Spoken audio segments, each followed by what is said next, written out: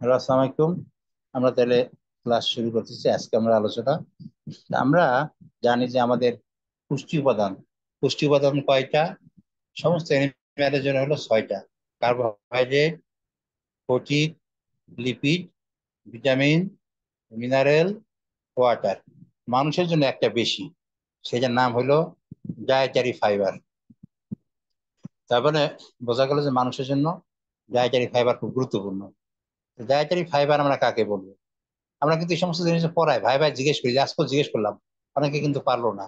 এই জন্য তোমরা কিন্তু এগুলো ভালো করে রেকর্ডিং করে রাখবা বা লেখি রাখবা, পরে না পারলে সমস্যা। তো ডায়েটারি ফাইবার হলো যে খাদ্যের সেই অংশ, যে ফাইবার যা সাধারণত ডাইজেশন হয় না, হজম হয় না। ডায়েটারি ফাইবার তারা ফুড পার্টিকেল এডিবল অংশ, কিন্তু ডাইজেশন হয় না, সেটাকে আমরা বলছি ডায়েটারি স্যার ফাইবার। ফাইবার এবং নামটা আরেকবার বললেন যদি। ডায়েটারি ফাইবার,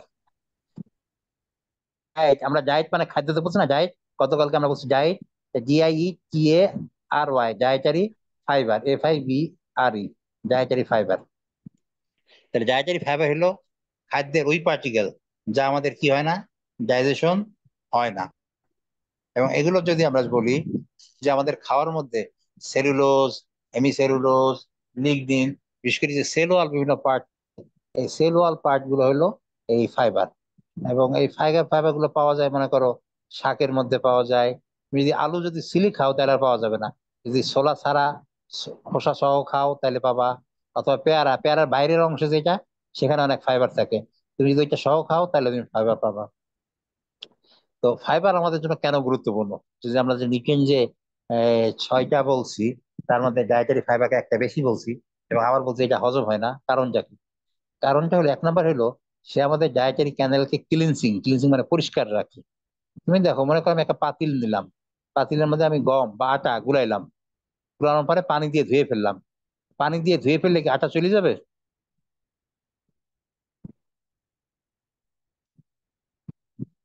আমি ধরো গামলা বা পাতিলে আটা গুলাইলাম, এবার আটা নিয়ে গেলাম, যে দাগ থাকলো নিচে, যে নিচের দিকে থাকে, এটা পরিষ্কার করার জন্য আমার কি করা লাগবে বলো?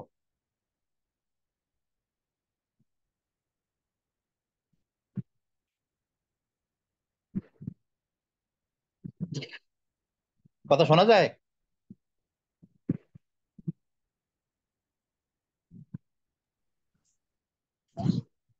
হ্যালো? স্যার ভীম দিয়ে ডলতে হবে। খালি ভীম দিয়ে না, তুমি কোনো দিয়ে, ওই মাজুনি লাগবে, ধানের খড় হোক বা কোনো চালনি হোক, কোনো কিছু দিয়ে করতে, খালি ভীম দিলে হবে না। খালি ভীম দিলাম আর পানি দিলাম হবে? না তার স্যার। মানে মাজুনি লাগবে। আর এই মাজুনিটা হলো ফাইবার। যখন তো আমরা যদি ফাইবার না খাই, ধরো খালি আটা খাইলাম, গম খাইলাম, এগুলো গুঁড়া গুঁড়া হয়ে আমাদের ডাইজেস্টিভ ক্যানেলে জমা হয়ে থাকবে। এটাকে ক্লিনজিং করার জন্য যখন ফাইবার খাবো, ফাইবার যায় এটাকে কি করবে, পরিষ্কার করবে। দুই নম্বর হইলো, যেহেতু এটা হয় না, ডাইজেশন পুরোপুরি হয় না বা অ্যাবজর্পশন হয় না, যার জন্য এটা ফিসিস হিসাবে তৈরি করবে। ফিসিস তৈরি করার কারণে আমাদের কনস্টিপেশন অনেকখানি দূর করবে। যদি তুমি ফাইবার যুক্ত খাবার না খাও, খালি যেগুলো বেশি ডাইজেস্টেবল এরকম খাবার যদি খাও, তাহলে কনস্টিপেশন হবে, ঠিক মতন পায়খানা হবে না। তিন নাম্বার হইলো, যখন এগুলো ক্লিনজিং করে আমাদের শরীরের বিভিন্ন কোনো টক্সিক ম্যাটেরিয়াল যদি ডাইজেস্টিভ সিস্টেমে থাকে, এই টক্সিক ম্যাটেরিয়ালকে সে দূর করবে। চার নাম্বার হইলো, তুমি যদি ফাইবার যুক্ত বেশি খাবার খাও, ফাইবার আমাদের হজম হইতে বেশি সময় লাগে, যদি হজম হয় না, স্টোমাকে অনেকক্ষণ থাকে, যার জন্য খিদা কম লাগবে। আর খিদা কম লাগলে আমরা অন্যান্য খাবার কম খাবো, এবং এটা আমাদেরকে ওবেসিটি থেকে রক্ষা করবে। তারপর হলো, যেহেতু আমরা আমাদের রিকোয়ারমেন্ট খাবো মতো খাবার খাবো, খাবার বেশি খাবো না, যার জন্য বিভিন্ন হার্ট ডিজিজ বা অন্যান্য ডিজিজ থেকে আমাদেরকে কি করবে, তারা রক্ষা করবে। এই জন্য ডায়েটারি ফাইবারকে খুবই গুরুত্বপূর্ণ বলা হয়। এবং প্রতিদিন আমাদেরকে মিনিমাম 30 গ্রাম পর্যন্ত আমাদের কি করা দরকার, ডায়েটারি ফাইবার খাওয়া দরকার। তাহলে ডায়েটারি ফাইবারের সোর্স কি? একটা, যে আমরা বিভিন্ন আঁশযুক্ত ফল খাইতে পারি, যেমন আম খাইতে পারি, আম, কাঁঠাল, বিভিন্ন ভেজিটেবল, শাক সবজি, ঢেঁড়স খাইতে পারি, বিভিন্ন রকম শাক আছে, যত শাক আছে সব শাকের মধ্যে কি থাকে, ফাইবার থাকে। আর এরপরও যদি মনে করো যে না, ফাইবার বেশি খাওয়া হচ্ছে না, সেখানে আমাদের ইউসুলের ভুসি আছে, চিয়া সিড আছে, তারপরে তোকমা আছে, এরকম যে রমজানে অনেকে এই পানির মধ্যে ভিজায় রাখে, এই ভিজায় এগুলো খায়। মরিঙ্গা আছে, তারপরে পেয়ারার পাতা আছে। এরকম জিনিস আমরা খাই। আমরা কি করতে হবে, আমাদের খাবারের মধ্যে মিনিমাম 30 গ্রাম, বা এখন যদি তুমি ইংল্যান্ডে যাও, ইংল্যান্ডে দেখবা নাস্তাতে উইটাবিক্স, গমের ভুসি দিয়ে, এই উইটাবিক্স থেকেও কি পাওয়া যায়, ফাইবার পাওয়া যায়। তাহলে বোঝা গেল ফাইবার আমাদের জন্য খুবই গুরুত্বপূর্ণ। এটা আমাদের আলোচনা। নেক্সট ছিল আমাদের আলোচনা প্র্যাকটিক্যাল নিয়ে। থিওরি আজকে আমরা এটা কোন দিয়ে আলোচনা করলাম। প্র্যাকটিক্যাল হলো প্রক্সিমেট অ্যানালাইসিস। প্রক্সিমেট মানে হইলো আসলে যে সরাসরি ভাবে অ্যানালাইসিস না, ইনডাইরেক্ট আমরা অ্যানালাইসিস করতে পারি, এবং এগুলো গুরুত্বপূর্ণ। এই প্রক্সিমেটের কম্পোনেন্ট হলো 6টা। আমাদের এক্সপেরিমেন্ট নাম্বার 1 প্র্যাকটিক্যালের, proximate analysis of food sample. তার প্রক্সিমেট অ্যানালাইসিস, এটা জার্মানির একজন বিজ্ঞানী করছেন। এর মধ্যে 6টা উপাদান করা হয়, এবং আমাদের যে পুষ্টি যে 6টা, এর মধ্যে ভিটামিন বাদ দিয়ে বাকি সবগুলো এর মাধ্যমে করা যায়। এই প্রক্সিমেট উপাদান হলো 6টা। কি কি? এক নম্বর হলো ড্রাই ম্যাটার, ডিএম। 2 নম্বর হলো সিপি। 3 নম্বর ইথার এক্সট্রাক্ট। 4 নম্বর ক্রুড ফাইবার। 5 নম্বর অ্যাশ। আর 6 নম্বর NFE, যার ফুল মিনিং হলো নাইট্রোজেন ফ্রি এক্সট্রাক্ট। আমি আবার বলতেছি, এই 6টা উপাদান। 1 নম্বর হলো জিএম, জিএম মানে ডায়ামিটার। 2 নম্বর অ্যাশ। 3 নম্বরে সিপি। 4 নম্বর ইথার এক্সট্রাক্ট। 5 নম্বরে সিএফ, সিএফ মানে ক্রুড ফাইবার। এবং 6 নম্বরে NFE, নাইট্রোজেন ফ্রি এক্সট্রাক্ট। এখন আমরা দুই 1 নম্বর নাম্বারটা কি জিনিসটা বলছিলেন আলোচনা। স্যার? হ্যাঁ, 2 নাম্বারটা কি বলছিলেন স্যার? অ্যাশ।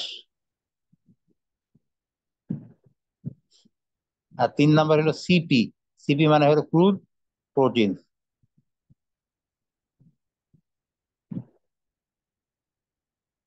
স্যার ঠিক আছে, সিএফটা কি?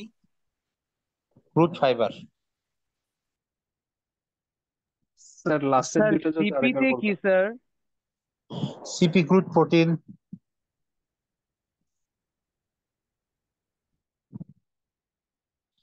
আমাদের নিউট্রিয়েন্ট কয়টা? Carbohydrate, protein, lipid, vitamin, mineral, water. তো এই যে কার্বোহাইড্রেট জানা যায় এনএফি দিয়ে, কার্বোহাইড্রেট জানা যায়। সিপি দিয়ে প্রোটিন জানা যাবে। ই ইথার এক্সট্রাক্ট দিয়ে ফ্যাট লিপিড জানা যাবে। অ্যাশ জানা যাবে মিনারেল দিয়ে, অ্যাশ দিয়ে মিনারেল জানা যাবে। আর সিএফ দিয়ে, তোমাদেরকে আমি বললাম যে মানুষের নিউট্রিয়েন্ট একটা বেশি, সেটা কোনটা? সেটা হইলো, মানুষের বেশি কোনটা একটা?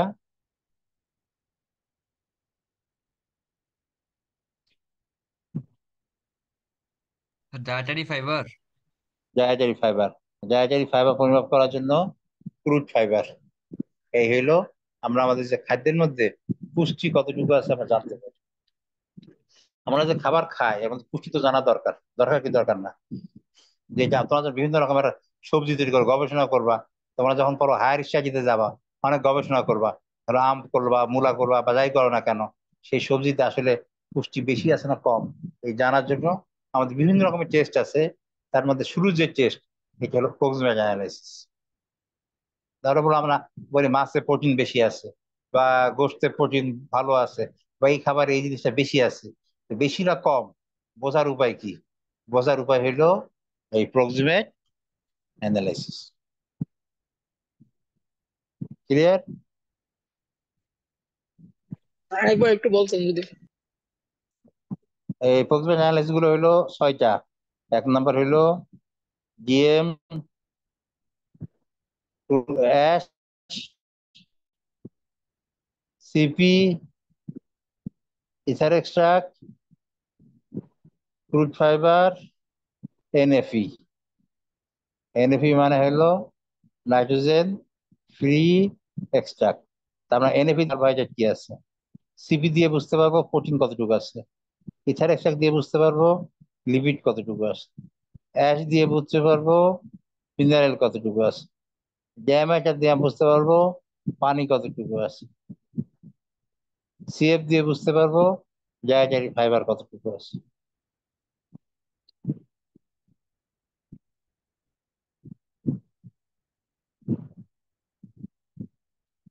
ক্লিয়ার?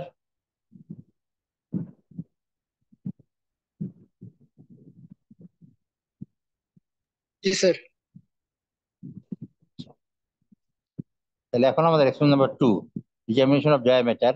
আমরা তো ল্যাবে করব, তাও আমি এই এক্সপেরিমেন্টের গুরুত্ব আলোচনা করি। যে আমাদের ডায়ামিটার খুবই গুরুত্বপূর্ণ।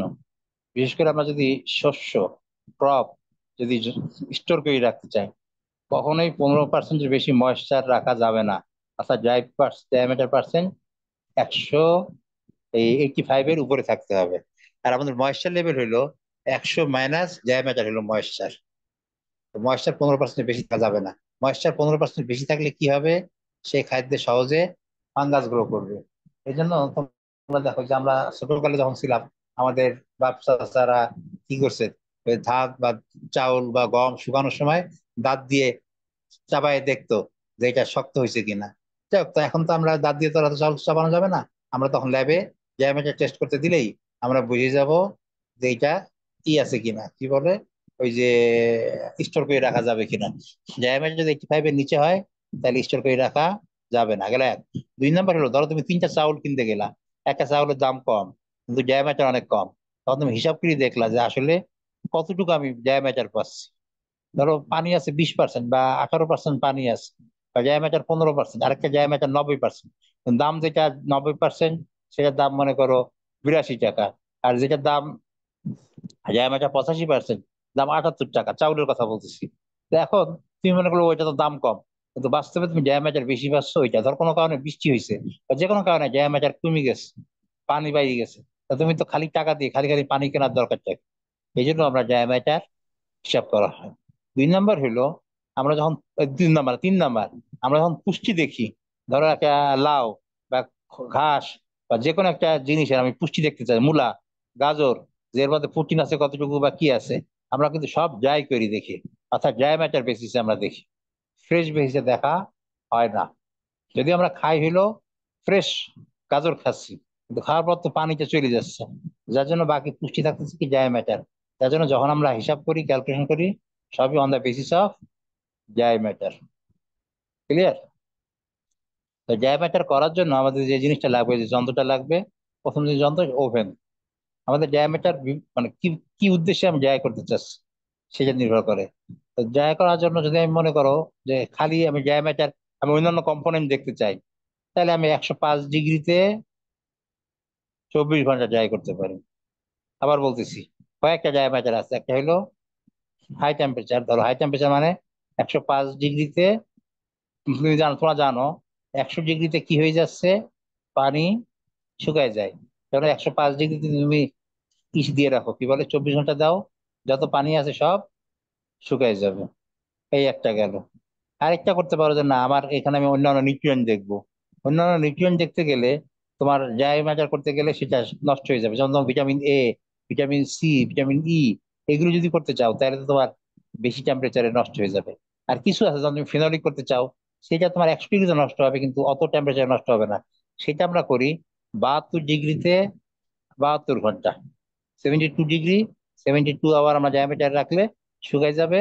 তখন ওইটা শুকাইলো, কিন্তু ওখানে কি হবে না, এই টোটাল ফেনোলিক ট্যানিন এগুলো নষ্ট হবে না। কিন্তু যদি তুমি ভিটামিন সি করতে চাও, ভিটামিন এ করতে চাও, তাহলে এই আরো কম টেম্পারেচার শুকাইতে হবে। সেগুলো আমাদের এই যন্ত্র নাই, ওইগুলো 0 ডিগ্রিতে বা 4 ডিগ্রিতে শুকায়, ঠান্ডা টেম্পারেচারে জাস্ট ময়েশ্চারটাকে নিয়ে নেয়। সেটা আলাদা, সেটা বলে হলো কুল ড্রাইং। তো কুল ড্রাইং আমাদের ল্যাবে আমরা করব না, আমরা করব হলাম ড্রাই ড্রাইং, মানে হট ড্রাইং। আমরা কুল ড্রাইং করব না, আমরা করবো ওই হয় 100 ডিগ্রিতে, 105 ডিগ্রিতে 24 ঘন্টা, অথবা 172 ডিগ্রিতে 72 ঘন্টা। ধরো একটা স্যাম্পল দিলাম, চাউল নিলাম, চাউল নিলাম মনে করো আমরা 1 গ্রাম বা 2 গ্রাম যাই হোক নিলাম, নিলাম নেওয়ার পরে আমরা এটাকে কি করলাম, গরম করলাম। গরম কিসে করবো? ওভেনে 105 ডিগ্রি। আমরা যে একটা পাত্রে স্যাম্পল নেবো, এটা তোমাদেরকে দেখাবো, একটা সাদা রঙের একটা পাত্র, এটার নাম হলো ক্রুসিবল। এই ক্রুসিবল হলো হিটে ঠিক থাকে, সমস্যা হয় না। এই ক্রুসিবলে আমরা স্যাম্পল নেব। মনে করো ক্রুসিবলের ওজন 26 গ্রাম, এখন আমি স্যাম্পল নিলাম 1 গ্রাম, তাহলে স্যাম্পলের ওজন হলো 26, কি বলে 27 গ্রাম হয়ে গেল। আমরা মনে করো ক্রুসিবলের ওজন এ, আর স্যাম্পল প্লাস ক্রুসিবল এটা হলো বি, তাহলে বি মাইনাস এ সমান সমান স্যাম্পল ওয়েট, এটা মনে করো এক্স।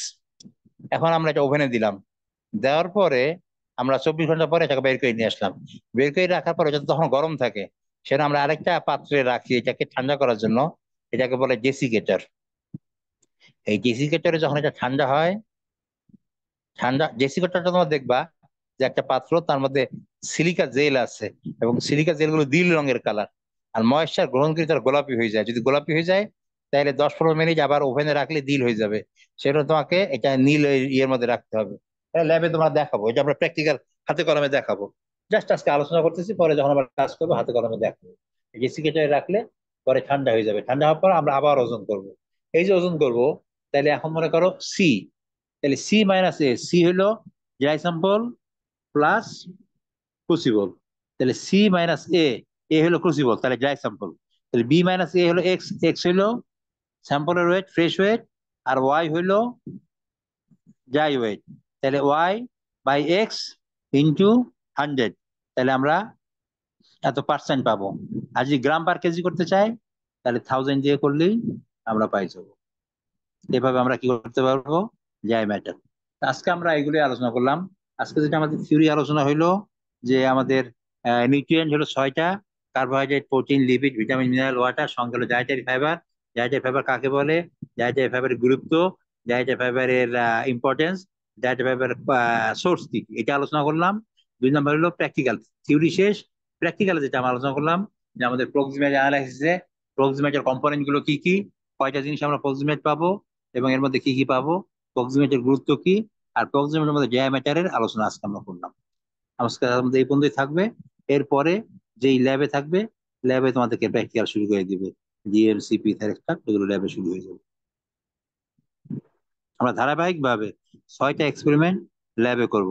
ডায়ামিটার, অ্যাশ, সিপি, এক একদিন এক এক এক্সপেরিমেন্ট ল্যাবে আমরা করব। ঠিক আছে? জি স্যার।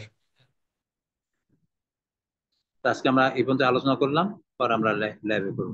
আশা করি তোমাদের এই সেমিস্টার খুব একটা বোরিং হবে না, আশা করা যায়।